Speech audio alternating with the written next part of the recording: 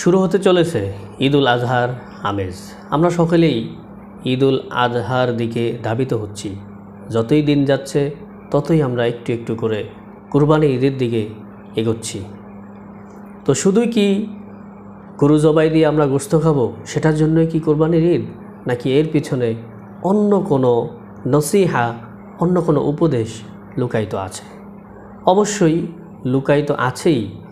কোরবানির মাধ্যমে একজন মানুষ তার আত্মার পরিশুদ্ধ করবে, এটাই হচ্ছে কোরবানির লক্ষ্য এবং উদ্দেশ্য। আরেকটি বিষয় হচ্ছে, আসসালামু আলাইকুম রহমতুল্লাহ, যদি আপনি আমাদের চ্যানেলের নতুন দর্শক হয়ে থাকেন তাহলে আমাদের চ্যানেলটিকে সাবস্ক্রাইব করে পাশে থাকবেন এবং পাশে থাকা বেল আইকনটিকে বাজিয়ে দিবেন। ধন্যবাদ।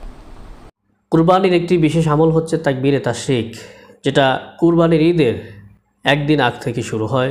সমস্ত আকেল বালেগ মহিলা এবং পুরুষের উপর প্রত্যেক ফরজ নামাজের পর একবার বলা ওয়াজিব। হে মুসলমান ভাই বোনেরা, আপনারা আর কতদিন ইসলামী রীতিনীতি অনুসরণ থেকে পিছিয়ে থাকবেন? একটু একটু করে, এক চুল করে আপনারা আস্তে আস্তে এগোতে থাকেন। তাই আসুন, এই কোরবানির ঈদে আমরা তাকবীরে তাশরিকটি সবাই আমল করার জন্য চেষ্টা করব। এজন্যই আমাদের এই সামান্য প্রয়াস। তাকবীরে তাশরিকটি আমি পাঠ করছি এবং উচ্চারণ দেওয়া থাকবে। আশা করি আপনারা ফ্যামিলি মেম্বার্স যতজন থাকবেন সবাইকে মুখস্থ করিয়ে দিবেন ইনশাআল্লাহ। তাকবীরে তাশরিকটি হচ্ছে আল্লাহু আকবার, আল্লাহু আকবার, লা ইলাহা ইল্লাল্লাহু, আল্লাহু আকবার, আল্লাহু আকবার, ওয়ালিল্লাহিল হামদ।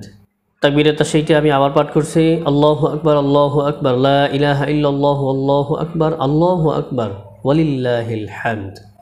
এই তাকবীরটি এমন একটি তাকবীর যে তাকবীরটি খুবই হৃদয় বিদারক।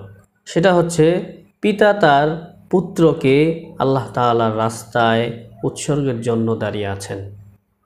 এর চাইতে মর্মান্তিক ঘটনা আর হইতে পারে কি?